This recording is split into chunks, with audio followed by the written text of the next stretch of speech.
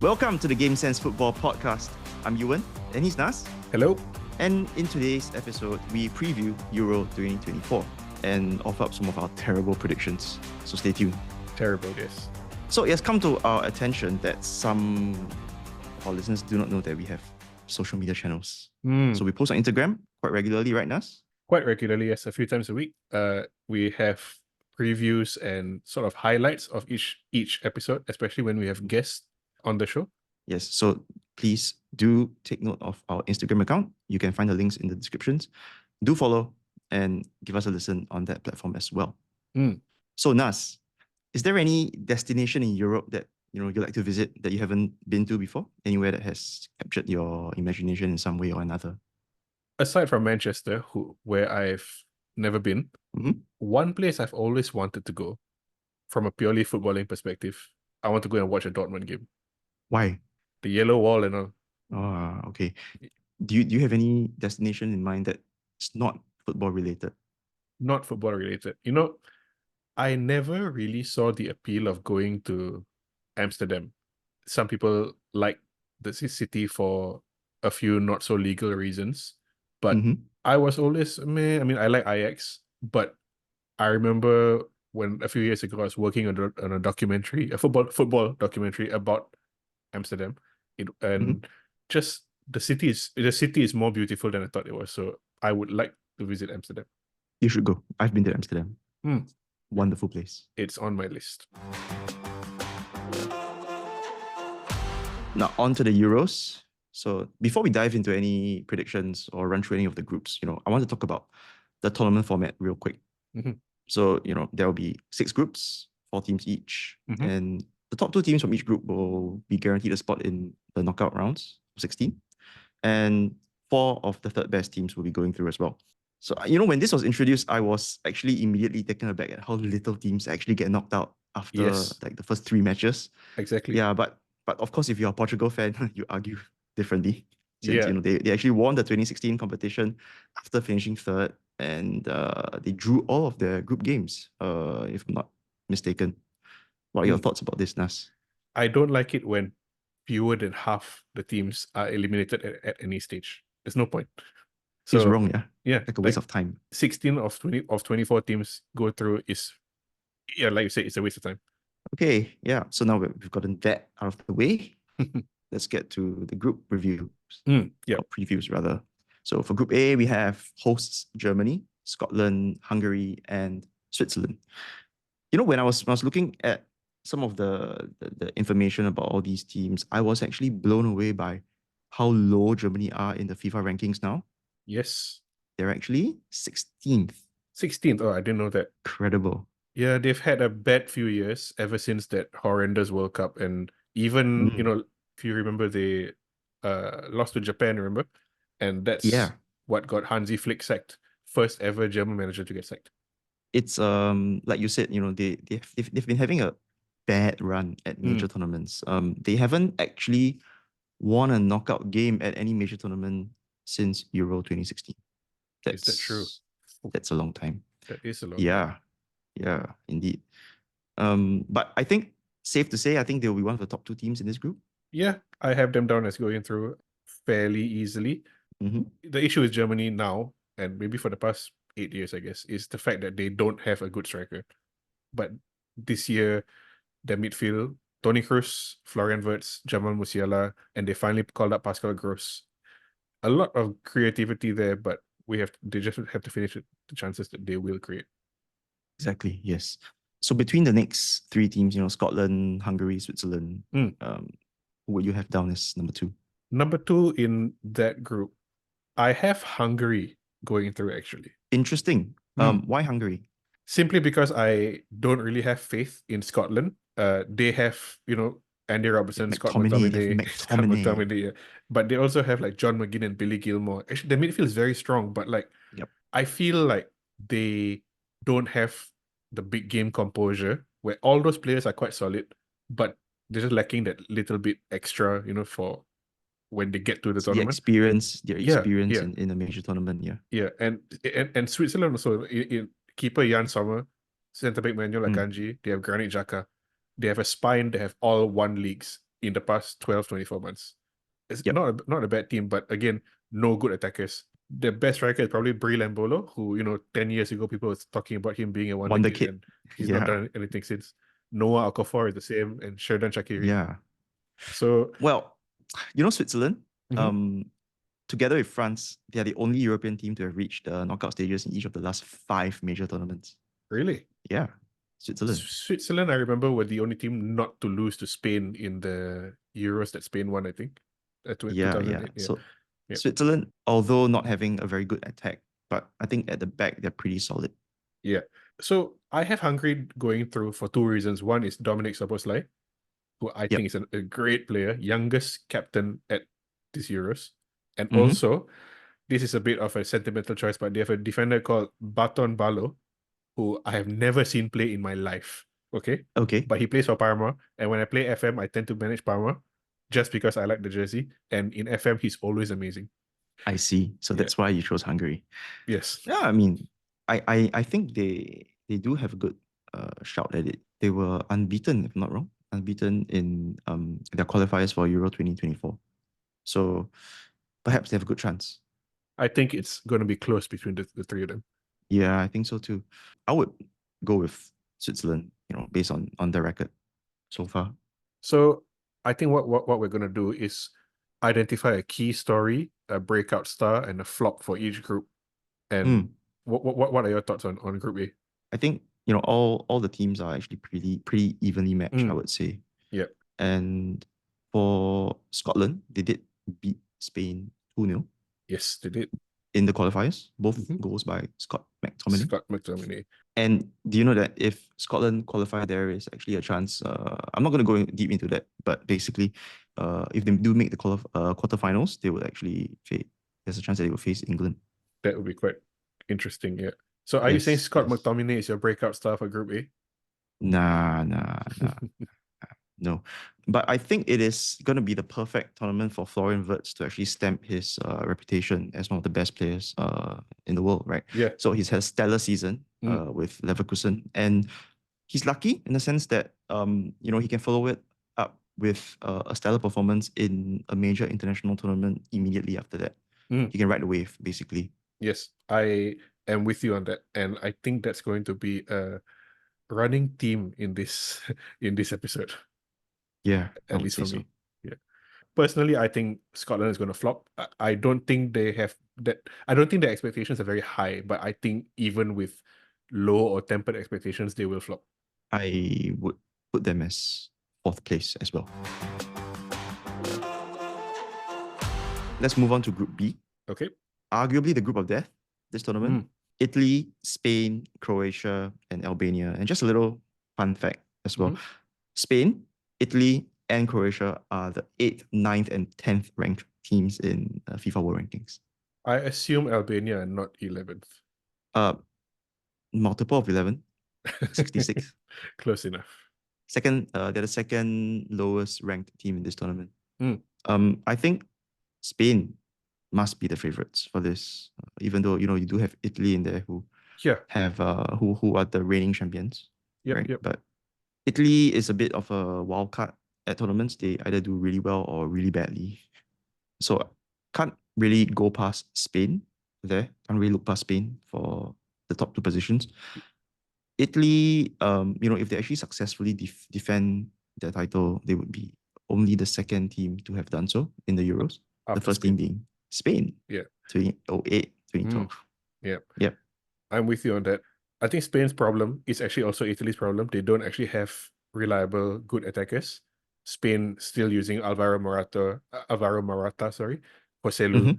Italy is relying on Federico Chiesa, who has never scored 15 goals in a single season in his career.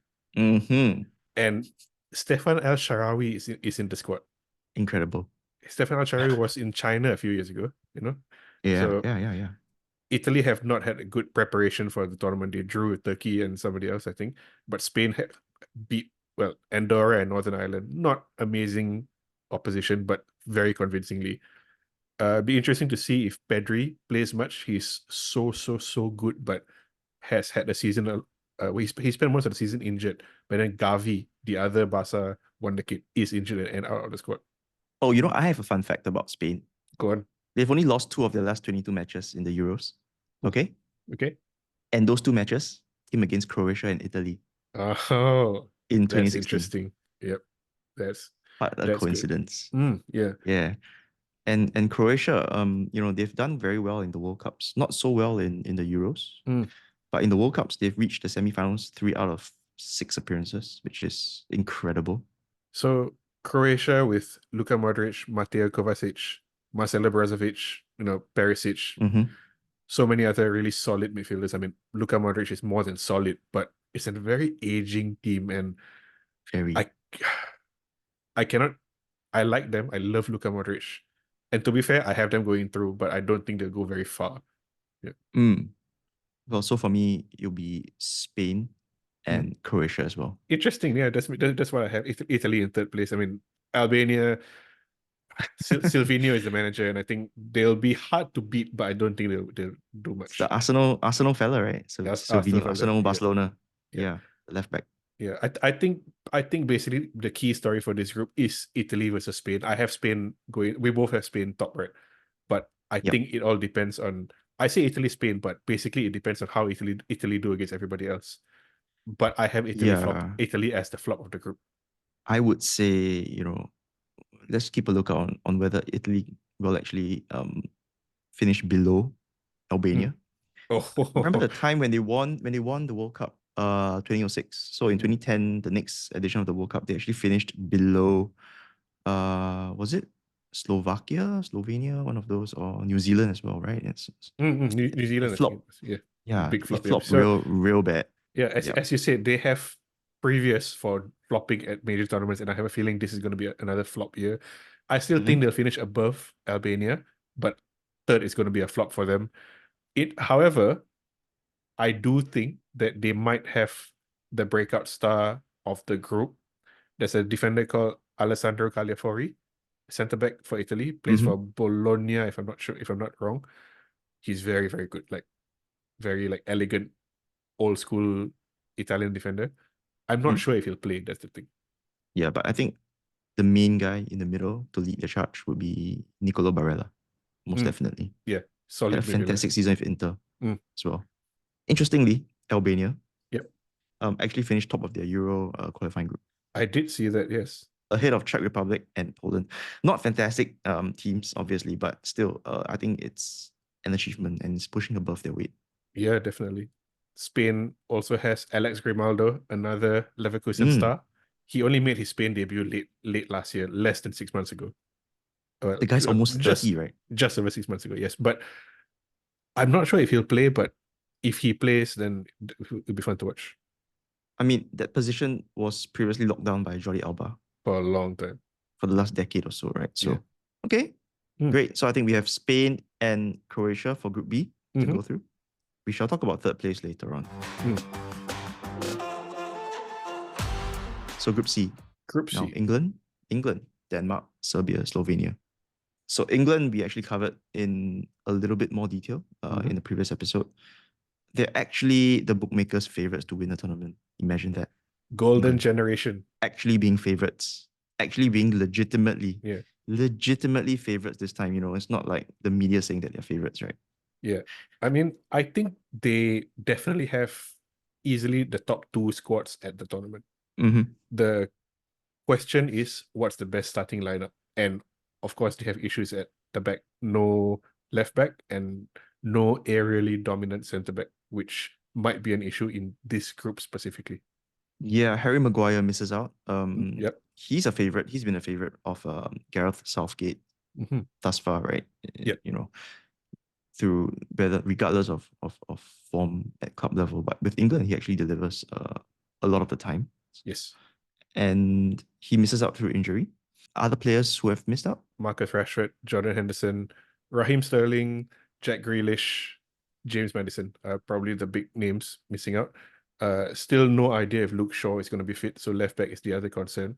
But with a very shaky and maybe experimental defense, playing against Denmark with Rasmus Højlund, playing against Serbia with Alexander Mitrovic, playing against Slovenia with Benjamin Sesko, that was going to be a tough challenge for England. Yeah, I think especially the one against Serbia would be interesting. I mean, Mm.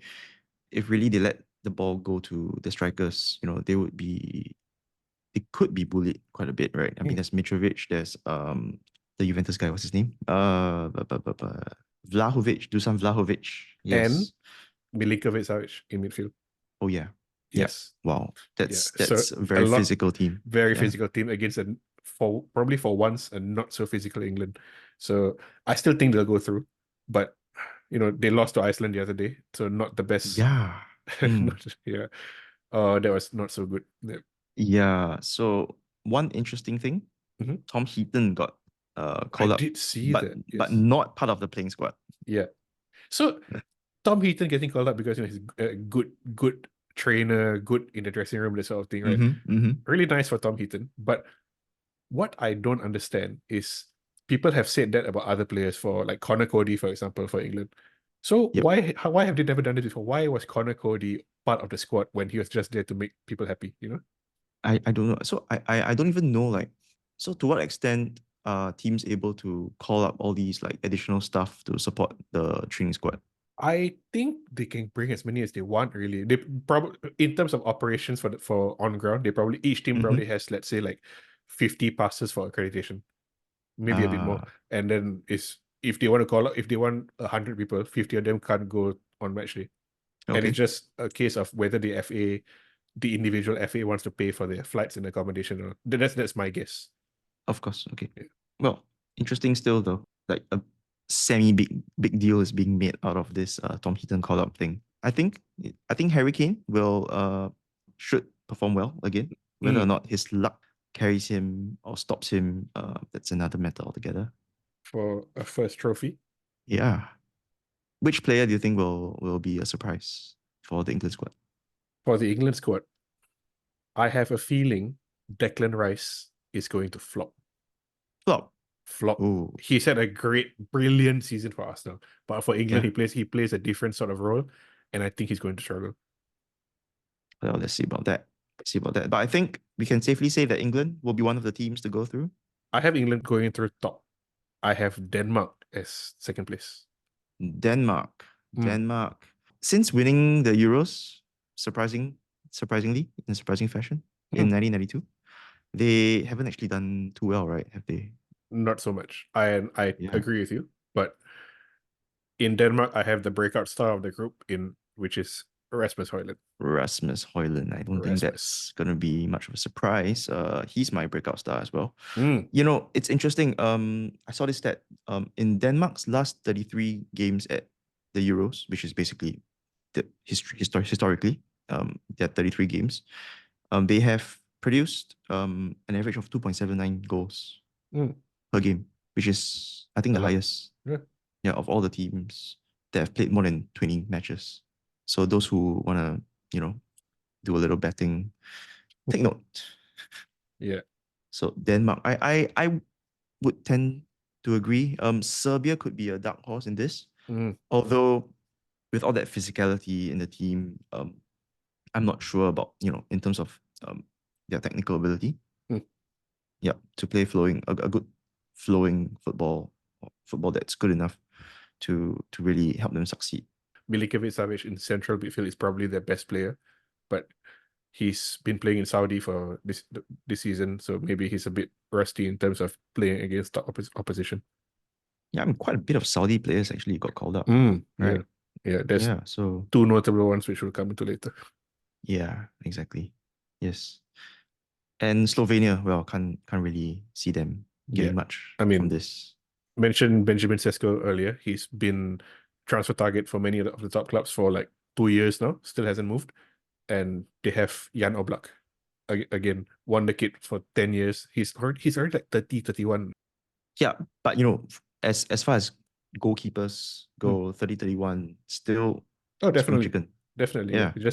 I think most people expected him to have left Atletico a while ago. Interestingly, Slovenia actually played Denmark in the qualifiers. Mm. Yep. Lost one, drew one. Uh-huh. So don't really see them doing that much better here. Yeah, Nas, we have a listener question, I believe. Yes, so Danny has sent in a question. Do we think Euros are better than the World Cup because there are fewer weak teams? Um, there is a point to be made there. I think Hmm. it's true to a large extent because you are introducing a larger pool of teams as well, Mhm. and teams from many different regions. The fact is that are not equal in terms of footballing ability, right? Mm. For whatever reason, I mean, could be there's not enough money being pumped into development of the game in those Yep. regions. So many different factors, and players not being given opportunities as much as those from Europe or Mm. South America for that matter. I don't know, maybe more Europe, I would say, right? Yep. And I think definitely there'll be a little bit more of a dilution in terms of the Quality. quality of football. But Yeah. on the other hand, what we do get is a more diverse group of teams. I think that's interesting Mhm. in itself, and it also introduces greater fan support, right? Because the whole Mm. world is rooting for teams, even if it's not your own country, but teams Yeah. from your region. I think Mm. that's something that you can identify with. Being from Singapore, I don't think I'll see Singapore in the World Cup anytime soon. I I think the Football Association of Singapore is aiming for 2034 now. Let's see. I think we probably have to qualify for the Asian Cup first before we think about the World Cup. Exactly. But Yeah. like when I see teams like Japan, South Korea play, there is a connection. Mm. Yeah, there is a connection, right? That's the beauty of it. What do you think? I think when the Euros were 16 teams, four groups of four, the quality was definitely much higher. Mm, As you say, with more teams, talent is diluted definitely, but also what we mentioned earlier that fewer than half the teams are getting knocked out anyway. So you're sort of prolonging this. I'm not saying lack of, but the it takes longer for the top teams to be concentrated in those few number of games. you know what, Nas? I thought you would say that the World Cup is better because, after the group games, half the field gets knocked out. Not for the next World Cup. Oh yeah. Dang. Yeah. Football's ruined. So that's our preview for Euro 2024, groups A to C. We will do the rest of the groups in a second part. So what do you think about our predictions so far? Do leave us your comments or drop us an email with any questions or topic suggestions. Mhm. And remember to also follow us on our socials. We post regularly on Instagram. Links are all in the description. So till the next time, stay tuned for part 2. See ya. See you soon.